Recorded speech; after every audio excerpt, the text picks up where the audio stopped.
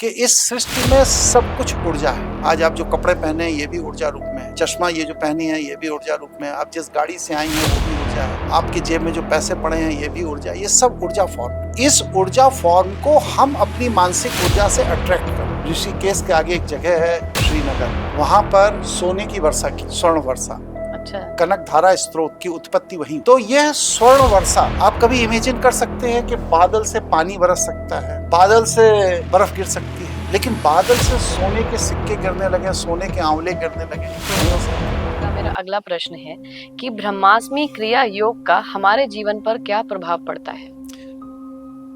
जब आप ब्रह्म हो जाते हैं तो वह ब्रह्म इस सृष्टि को चला रहा है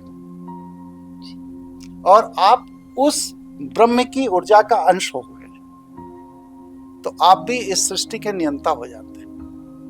मतलब जो चीजें पुरुषार्थ से नहीं प्राप्त की जा सकती, पुरुषार्थ की मर्यादा के आगे हैं, उन चीजों को आप इस क्रिया योग से प्राप्त कर सकते हैं।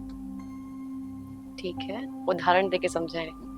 जैसे कि कालगत समय, कहते हैं ना, बीत जाता है तो पलट के नहीं आता। जी बिल्कुल। मतलब समय अपनी गति से चल रहा, उसे कोई बदल नहीं सकता। जी। अब अगर आप ब्रह्मास्मि क्रिया योग के साधक हैं तो आप काल की गति बदल सकते हैं। कैसे?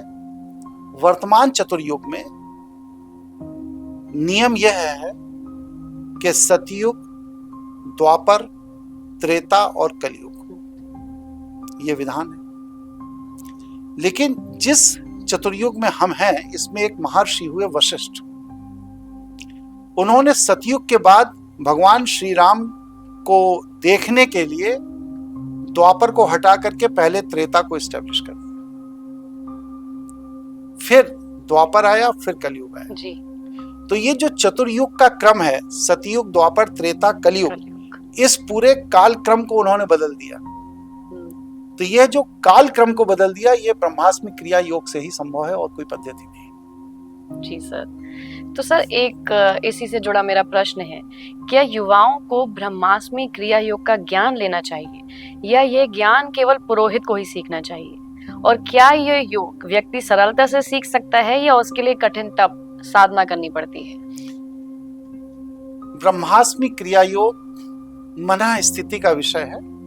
इसके लिए कोई अतिरिक्त तप करने की जरूरत नहीं है। ना किसी जंगल में जाना है, ना पेड़ के नीचे बैठना है, ना कोई माला, ना मंदिर, कहीं नहीं जाना। जी सर। ये मन स्थिति का विषय है, क्योंकि हमारे मस्तिष्क के अंदर जो ऊर्जा है, यही ऊर्जा मूर्त रूप में हमारे सामने प्रकट होती है। अगर हमारे मस्तिष्क में नकारात्मक ऊर्जा है तो वह मूर्त रूप में जीवन के संघर्ष के रूप में हमारे चारों तरफ प्रकट होगी। और अगर हमारे मस्तिष्क के अंदर सकारात्मक ऊर्जा है तो यही सकारात्मक ऊर्जा मूर्त रूप में हमारे सहयोगी के रूप में आसपास प्रकट होगी। तो मतलब क्या है कि आप अपने सहयोगी चुन रहे हैं या विरोधी चुन रहे हैं, ये आपकी मानसिक स्थिति पर निर्भर करता है। बिल्कुल बिल्कुल। अगर आप मानसिक रूप से सहयोगी एटीट्यूड के हैं तो आपको जीवन भर सहयोगी मिलेंगे। अगर आप मानसिक रूप से हर एक का विरोध करते हैं, छिद्रान्वेषण करते हैं, तो जीवन भर आपको विरोधी मिलेंगे। बहुत सही कहा आपने। तो ये जो क्रिया योग है, ये क्रिया योग का पूरा साइंस ये है कि इस सृष्टि में सब कुछ ऊर्जा है। आज आप जो कपड़े पहने हैं ये भी ऊर्जा रूप में है, चश्मा ये जो पहनी है ये भी ऊर्जा रूप में है, आप जिस गाड़ी से आई हैं वो भी ऊर्जा है, आपकी जेब में जो पैसे पड़े हैं ये भी ऊर्जा, ये सब ऊर्जा फॉर्म है। जी। इस ऊर्जा फॉर्म को हम अपनी मानसिक ऊर्जा से अट्रैक्ट करते हैं,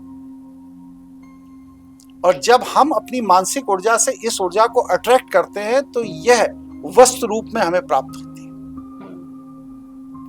अब प्रश्न यह है कि क्या संसार में जीने के लिए जिन वस्तुओं का हम इस्तेमाल कर रहे हैं, हमें अपनी मानसिक शक्ति का इस्तेमाल उसी लिए करना चाहिए या उसके अतिरिक्त भी कुछ और के लिए करना चाहिए? जी। अगर आप अपने संसार में जीने के लिए मानसिक शक्ति का इस्तेमाल कर रहे हैं तो आप माया के प्रभाव में हैं, और अगर आप उसके अतिरिक्त अपनी मानसिक शक्ति का इस्तेमाल कर रहे हैं तो आप माया से परे हैं। जैसे हमारे आदि गुरु शंकराचार्य जी ने, ऋषिकेश के आगे एक जगह है श्रीनगर, वहां पर सोने की वर्षा की, स्वर्ण वर्षा, अच्छा। कनक धारा स्रोत की उत्पत्ति वहीं हुई। तो यह स्वर्ण वर्षा, आप कभी इमेजिन कर सकते हैं कि बादल से पानी बरस सकता है, बादल से बर्फ गिर सकती है, लेकिन बादल से सोने के सिक्के गिरने लगे, सोने के आंवले गिरने लगे, नहीं हो सकता। लेकिन भगवान की कृपा से जो विद्या आदिगुरु शंकराचार्य ने सीखी, उससे उन्होंने बादल के अंदर अपनी मानसिक शक्तियों से इस तरह का रासायनिक परिवर्तन कर दिया कि उस बादल से गिरने वाले बर्फ के टुकड़े स्वर्ण के हो गए। इसी को कहते हैं स्वर्ण वर्षा जी। इसी तरह हम भी अपने जीवन में अपनी मानसिक शक्तियों से कुछ भी प्राप्त कर सकते हैं, और जब आप अपनी मानसिक शक्तियों से कुछ भी प्राप्त करने की ऊर्जा का इस्तेमाल करते हैं, तो वह ऊर्जा को जागृत करने की जो क्रिया है वह ब्रह्मास्मि क्रिया है। जी सर।